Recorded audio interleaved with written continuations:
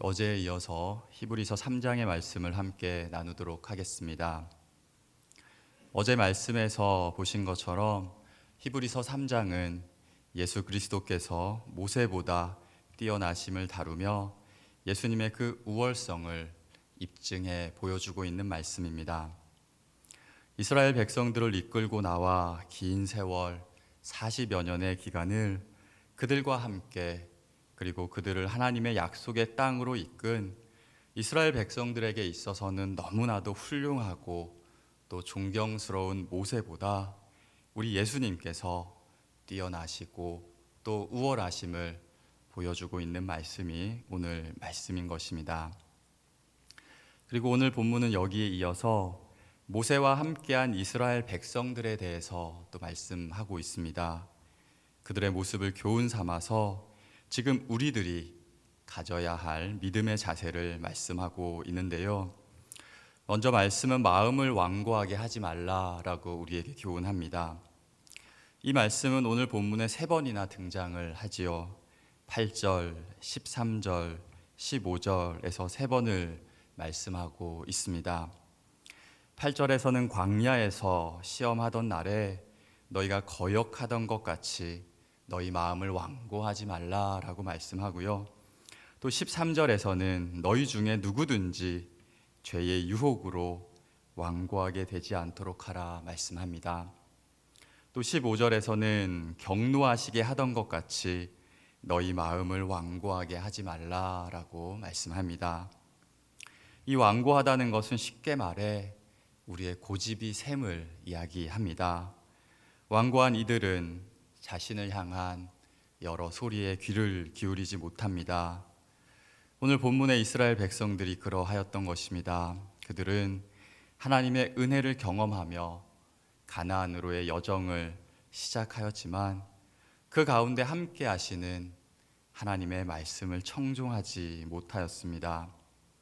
9절과 10절에서 말씀하는 것처럼 그들은 40년 동안 하나님이 하시는 일을 경험하였음에도 마음이 미혹되어 하나님의 그 뜻과 그 길을 알지 못하였던 것입니다. 여호수아 5장 6절은 이스라엘 자손들이 여호와의 음성을 청종하지 아니하므로 여호와께서 그들에게 대하여 주리라고 하신 땅, 곧 젖과 꿀이 흐르는 땅을 그들이 보지 못하게 하리라 하심에 40년 동안을 광야에서 그들이 헤매게 되었다라고 이 말씀을 보여주고 있는 것입니다. 11절처럼 그들은 하나님의 안식에 들어가지 못하였습니다.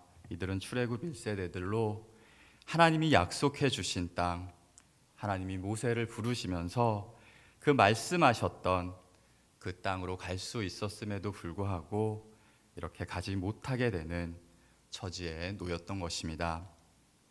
출애굽기 17장은 이들의 모습을 볼 수 있는 한 사건에 대해서 이야기합니다. 광야의 긴 여정 가운데 그들은 르비딤이라는 곳에 도착하게 됩니다. 거기서 장막을 치게 되고 그런데 한 가지 문제가 생기게 됩니다. 거기서 마실 물을 얻지 못하게 되자 그들은 모세를 향해서 그리고 하나님을 향해 원망의 소리를 내게 되었던 것입니다. 당신이 어찌하여 우리를 애굽에서 인도해 내어서 우리와 우리 자녀 그리고 우리 가축이 목말라 죽게 하느냐, 그렇게 원망의 소리를 내게 되었던 것입니다.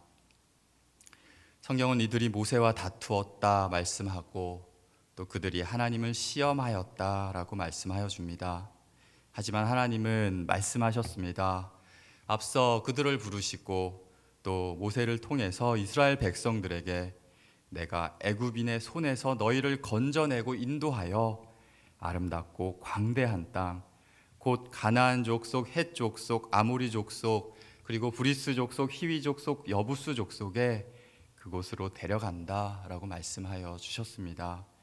모세를 통해서 분명히 그들을 약속의 땅으로 인도해 가실 것을 말씀하여 주셨던 것입니다. 그리고 그들은 르비딤에 도착하기 전에 이미 써서 마시지 못하던 그 물이 달게 된 하나님의 역사도 보았습니다. 이미 하나님께서 주신 물을 그들은 마신 자들이었던 것입니다.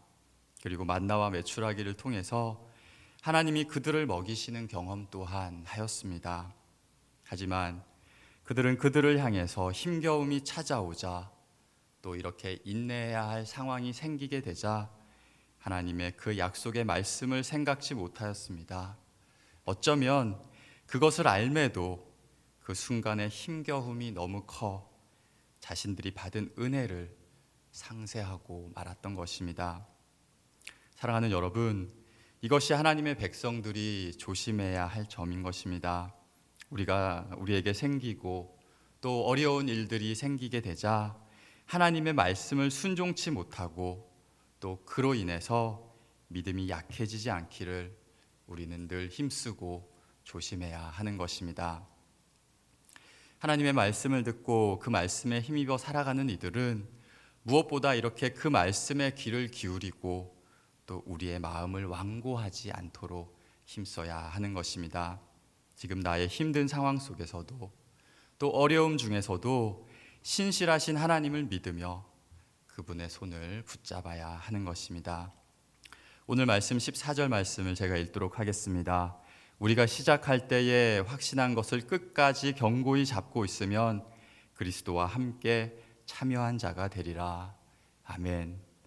말씀을 통한 확신, 그리고 그 약속에 대한 믿음을 가지고 우리를 구원해 주신 예수 그리스도와 함께하는 자들로 이렇게 힘써 살아가야 하는 것입니다. 그분을 끝까지 잡고 또 그분을 향한 신뢰를 잃지 않아야 하는 것입니다. 오늘 말씀은 구약의 시편 95편을 인용하고 있습니다. 시편 95편을 보시면 오늘 히브리서 3장이 말하는 이스라엘 백성들의 완고함과 또 그 부족함을 말씀하고 있는데요. 그 잘못을 통해서 마음을 완악하게 하지 말 것을 그 또한 교훈하고 있습니다. 그러면서 시편은 이와 함께 하나님을 향한 자신의 고백을 드리게 됩니다. 말씀은 우리 하나님을 찬양하면서 여호와는 크신 하나님이시오 모든 신들보다 크신 왕이십니다. 찬양합니다.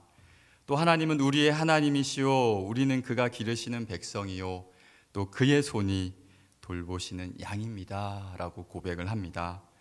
그러므로 그의 음성, 즉 하나님의 말씀을 들을 때에 이렇게 마음을 완악하게 하지 말 것을 시편 95편도 우리에게 교훈하고 있습니다. 사랑하는 여러분, 이것이 중요합니다. 우리가 이렇게 하나님께서 우리의 왕 되시며 또 우리는 그의 백성이요 그의 양임을 늘 인식하며 살아가게 되면 오늘 이스라엘 백성들과 같은 의와 실수를 범하지 않을 수 있습니다. 하나님의 백성으로 더욱 온전하고 복되게 살아갈 수 있는 것입니다. 이것을 깨달은 다윗은 여호와 우리 하나님은 나의 선한 목자가 되셔서 그로 인해 내가 아무 부족함이 없습니다 라고 고백하였죠. 그는 때때로 닥쳐오는 삶의 음침한 골짜기 속에서도 신실하신 하나님의 도우심을 찬양하였던 것입니다. 어려움 중에서도 다른 것이 아닌 하나님께 도움을 구하며 나아가는 바로 다윗, 이것이 그의 믿음이었던 것입니다.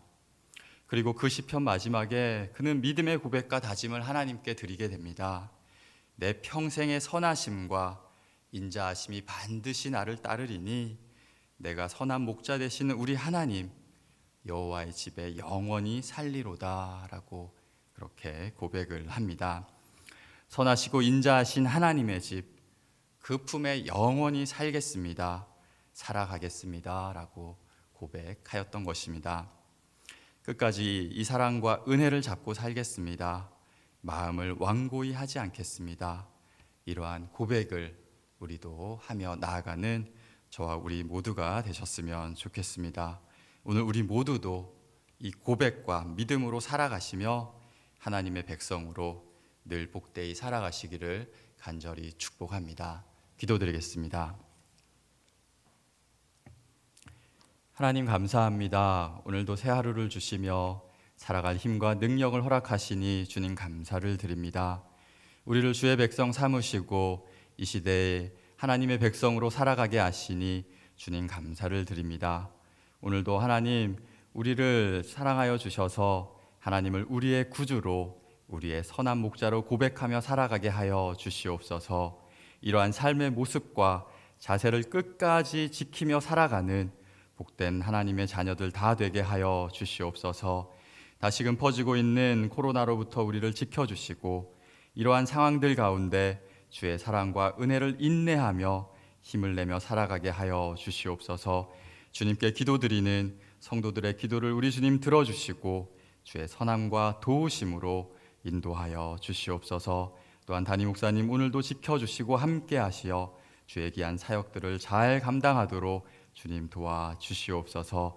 주께 모든 것 의지하오며 우리의 구주 되시는 예수님의 이름으로 간절히 기도드립니다. 아멘.